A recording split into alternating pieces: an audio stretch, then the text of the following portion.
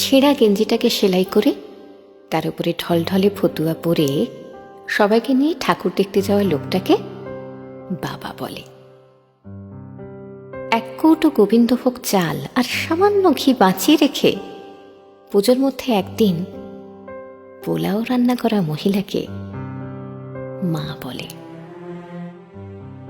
বন্ধুর জন্মদিনে পাওয়া চকলেটটাকে সালোয়ার কামিজের ওড়নায় লুকিয়ে ভাইয়ের জন্য বেঁধে আনা মেয়েটাকে দিদি বলে।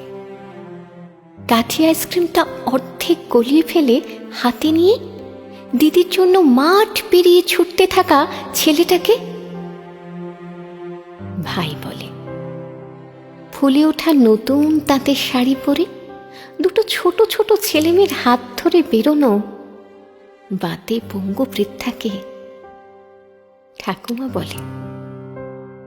ডিজাইনার পাঞ্জাবি পরে অঞ্জলি দিতে দিতে পাশের বাড়ির নতুন শাড়ি পরা মেয়েটিকে কলেজ পড়ুয়া ছেলেটির আর চোখে দেখাটাকে ভালো লাগা বলে।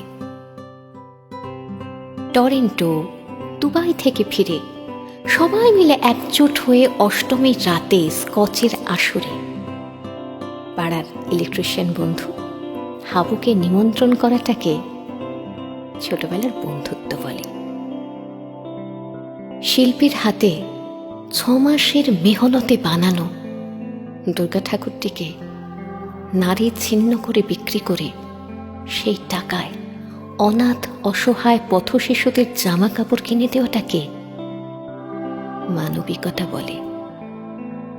সপ্তমীর সকালে বউ ছেলে নিয়ে টানা গাড়িতে করে গ্রামের বাড়িতে হাজির হয়ে কাকা জ্যাঠাদের পা ছুঁয়ে প্রণাম করে তাদের আশীর্বাদ নেওয়া মানুষগুলোকে পরিবার বলে।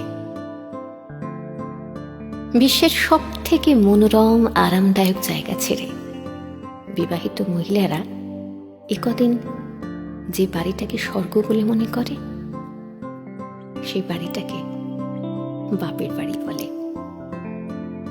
আর এই চিত্রকল্পগুলোকে একসাথে সাজিয়ে নিলে যেটা তৈরি হয় বাঙালিরা এক কথায়